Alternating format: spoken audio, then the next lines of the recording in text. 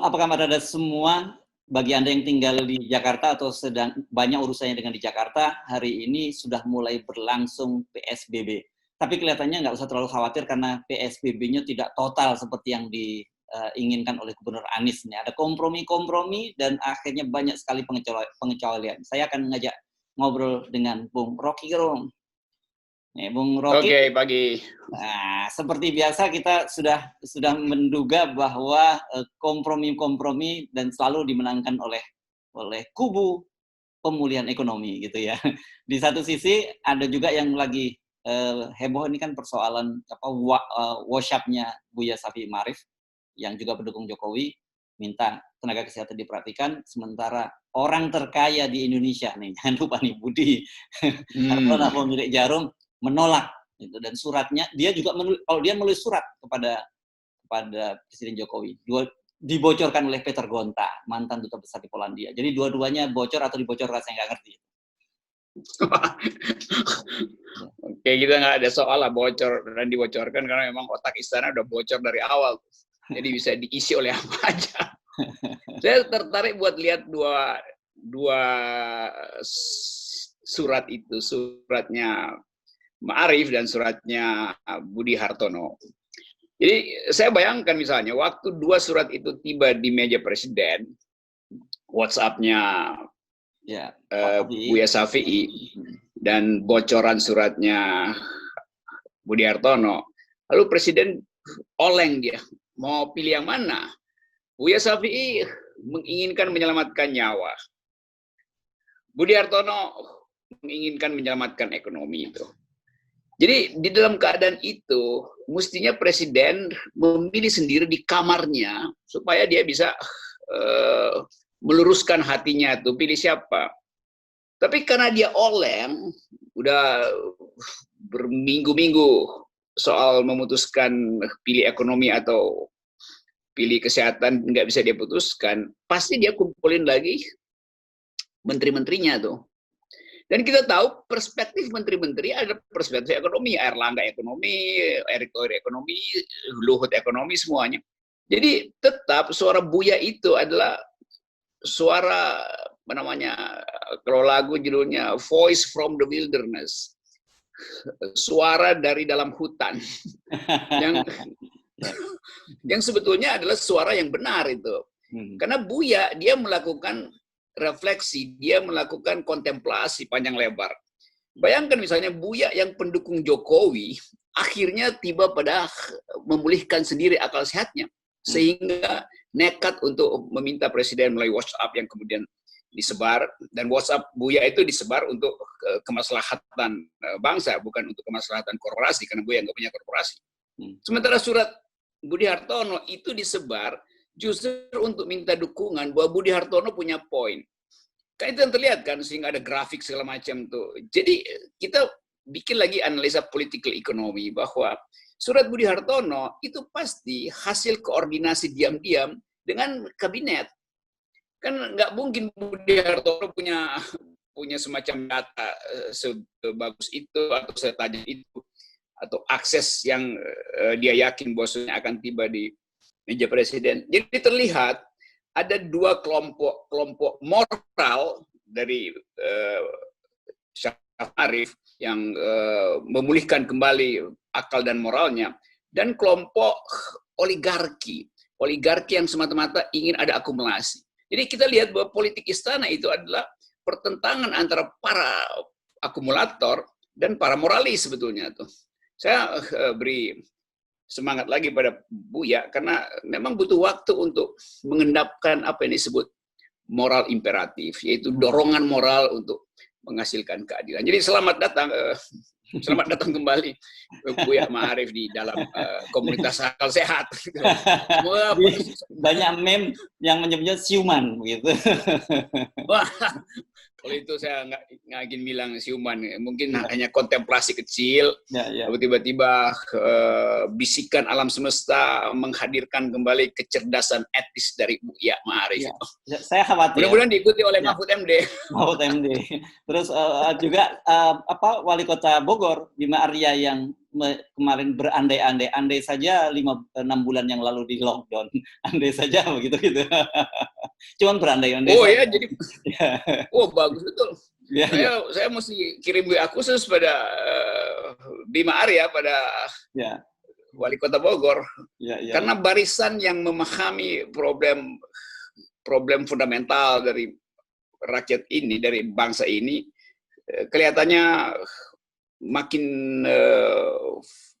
makin sadar bahwa kalau terus-menerus kekuasaan itu dikendalikan oleh para akumulator, maka bangsa ini tidak bisa menemukan jalan keadilan, kan itu versinya. Jadi tetap ada dua paradigm antara justice yang dasarnya adalah konstitusi dan akumulasi yang dasarnya adalah kepentingan oligarki.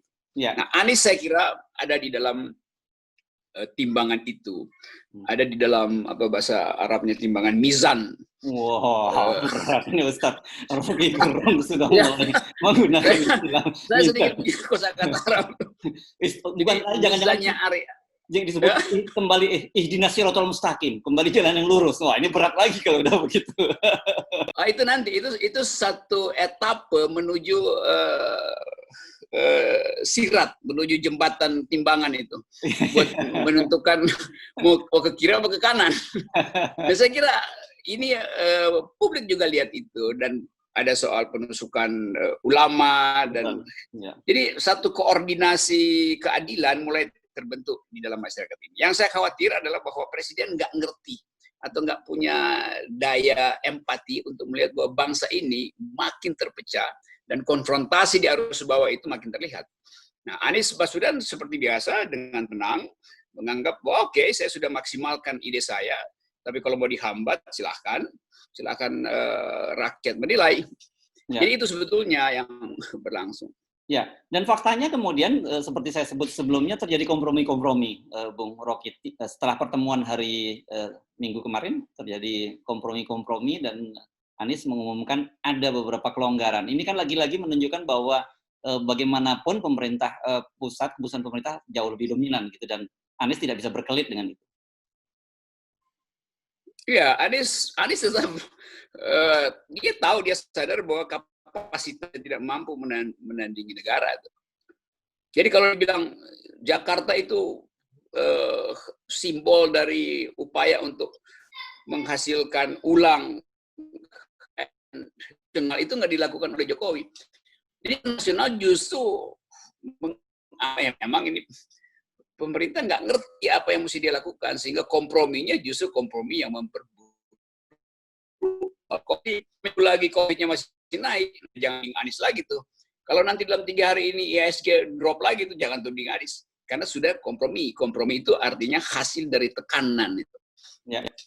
Ini kan seperti pengulangan pada waktu awal dulu rencana lockdown Jakarta, yang kemudian komprominya adalah PSBB kan. Jadi saya sih merasa kayak deja vu gitu. Terjadi persis sekali. Soalnya masih sama, implikasi ekonomi nanti mana segala macam, suara yang dari awal sebelum ada penelitian udah menghajar Anies itu dengan mudah kita perlihatkan jejak, bukan jejak digital, jejak otak dungunya kekuasaan tetap terbaca kan. Jadi waktu PSBB, waktu lockdown sebetulnya diputuskan Anies bulan Maret April yang lalu, kan problemnya tetap pemerintah nggak mau lockdown dalam kurung karantina karena akan berlaku undang-undang karantina yang mewajibkan negara untuk membiayai apa yang dikarantinakan, yang di lockdown kan. Jadi dari awal sebetulnya kebijakan yang dibuat sekarang sebagai hasil transaksi atau hasil kompromi dengan pemerintah itu hanya perpanjangan dari bukti bahwa dari bulan April pemerintah sebetulnya tidak ingin mengambil risiko dengan karantina. Padahal Anies mengusulkan karantina pada waktu itu, atau lockdown dalam bahasa koran. Karena beban itu harus diambil alih oleh negara. Jadi negara pelit untuk mengeluarkan dana untuk menghindari nyawa orang hilang. Jadi ya trade off-nya jelas, bahwa lebih baik nyawa pergi daripada ekonomi tidak tumbuh. Nah di situ ukuran etis pemerintah ini mau melayani rakyat atau mau melayani korporasi tuh. Ya. Saya lihat kalau kita masih ngomongin PSBB ini situasinya seperti yang digambarkan oleh Presiden Jokowi yang sebutnya ruwet gitu ya. Karena akhirnya muter-muter di situ. Saya sih lebih tertarik melihat barisan orang-orang yang mulai kembali ke akal sehat seperti Anda sebut tadi ya. Ini dan fenomena ini menurut saya kemungkinan besar akan bertambah ketika situasinya terus seperti ini kan. Dan cuman saya sedikit khawatir saja gitu. Kalau kemudian mereka-mereka ini diserbu oleh buzzer gitu, dikelompokkan dalam kadrun gitu ya. Karena saya sih menganggap kalau sampai disebut kadrun, ya sebutnya dia mu'alaf kadrun lah gitu, atau cebong insaf gitu.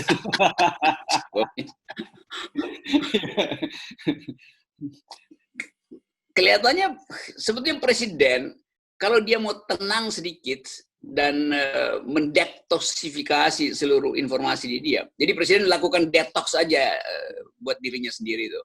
Supaya dia bisa bersihkan dulu nih pengaruh kiri, pengaruh kanan. Kalau dia mau dapat semacam popularitas misalnya, dia putuskan aja bahwa saya memilih untuk karantina. Supaya model Jakarta itu bisa jadi pameran pada dunia internasional bahwa presiden mempunyai kemampuan untuk memutuskan. Jadi internasional menunggu kemampuan presiden memutuskan. Nah sekarang internasional menganggap ini presiden juga masih pelangak-pelongo kan. Jadi coba ambil keputusan itu, misalnya ini saya bikin di kepala aja lockdown, dia putuskan. Lalu dia cari solusi yang out of the box. Misalnya dibilang 3.000 komisaris BUMN gajinya atas dasar kemanusiaan saya tetapkan untuk hanya boleh bawa pulang 10%. Lalu dia katakan ke publik 10% sangat cukup buat komisaris, mereka punya tabungan. Itu dia dapat popularitas. Atau dia bilang misalnya kabinet juga lakukan hal yang sama. Lalu dia tambahkan dengan ini saya minta agar supaya DPRD juga lakukan hal yang sama. Jadi ini keberanian untuk membeli public address dalam keadaan darurat. Kan itu soalnya tuh. Orang nggak akan pusing-pusing lagi untuk timbang-timbang karantina atau melanggar hukum segala macam. Karena presiden kasih satu variabel yang di luar dugaan orang itu. Malah yang terjadi, atau Erick Thohir bilang, oke, kalau begitu saya putuskan pengangkatan staf khusus direksi BUMN yang digaji 50 juta, saya stop. Saya pro pada rakyat. Kalau orkestrasi itu dipamerkan ke publik, presiden dengan kekuatan moral tampil di publik dengan ide itu, seluruh masyarakat akan kembali menganggap bahwa oke, presiden kita akhirnya seperti Buya Ma'arif sudah nggak oleng lagi tuh. Kan kita mau lihat presiden supaya nggak oleng. Kalau kita cuma lihat Buya Ma'arif ya udah Buya udah kasih poin itu. Ya. Tapi saya bayangkan itu kalau presidennya bukan Jokowi, kan kita cuma bisa membayangkan. Karena ini soal psikologi yang udah berlangsung 6 tahun dan nggak mungkin dia lakukan hal semacam itu. Artinya kan begini, Bung Rocky, kalau kita tadi menyebut sebagai kebijakan yang dejavu sama saja dengan awal dulu keputusan, kita juga nggak bisa berharap banyak kan bahwa COVID ini akan segera berakhir gitu. Apalagi sekarang belum menuju puncak dan belum nggak tahu kapan kita akan landai gitu. Ya, udah berlangsung memang karena bagi Presiden Jokowi deja vu itu adalah membuat putranya itu jadi gubernur, jadi wali kota seperti dia kan, deja vu dia itu sebetulnya kan. Jadi kita lain fokus. Dia ingin supaya yang pernah terjadi di dia terjadi pada anaknya tuh kan. Dan dia ada di situ alam pikirannya di situ, bukan pada soal COVID. Ya. Berarti yang salah itu kita dong, Anda, saya juga gitu, karena tidak bisa memahami cara berpikirnya presiden. Iya, yang salah itu FNN karena berharap presiden bisa pulih seperti Buya Ma'arif misalnya. Tapi FNN kan memonitor keadaan itu, lalu muncul di dalam bentuk tulisan, di dalam bentuk opini. Saya udah baca tuh banyak opini yang dihasilkan oleh FNN dalam upaya untuk gedor presiden supaya bangun dari dejavu yang palsu. Ada dejavu utama di negeri ini. Yaitu coba pulihkan akal sehatmu. Sama seperti ketika publik mengeluh-eluhkan, ini presiden alternatif, ini presiden yang akan membuat Indonesia tumbuh. Coba presiden lihat kembali majalah Time, lalu dia bercermin di situ. Bahwa dejavunya mestinya di dalam cover majalah Time, bukan cover majalah Tempo yang kemudian mengolok-olok dia sebagai Pinocchio kan. Jadi pilihannya mau apa? Presiden mau taruh di depan kamar tidurnya cover majalah Time, bahwa yang New Hope pada waktu itu, atau cover majalah Tempo yang adalah Pinocchio. Nah, publik sekarang menganggap bahwa cover majalah Time itu tinggalkan, pasang cover majalah Tempo karena memang presiden tidak mampu untuk memperpendek hidungnya itu. Ya, oke. Daripada kita ikut ruwet juga gitu, apa tip tip Anda deh untuk warga supaya, terutama warga DKI, supaya dalam situasi seperti ini tetap mengedepankan akal sehat? Oke, tips saya buat warga DKI, tetap patuhi protokol kesehatan karena data COVID-nya berlanjut. Jadi tinggal di rumah, hindari COVID, dan jangan pergi ke dekat pusat istana, karena di situ adalah sarang stupid gitu. Pilihan menarik adalah pergi ke hutan dan gunung seperti Anda ya, Bung Rocky ya. Ya, itu yang saya mau lakukan tuh. Dejavu saya di hutan ya. Oke. Oke, terima kasih Bung Rocky. Ya, Herzo, bye.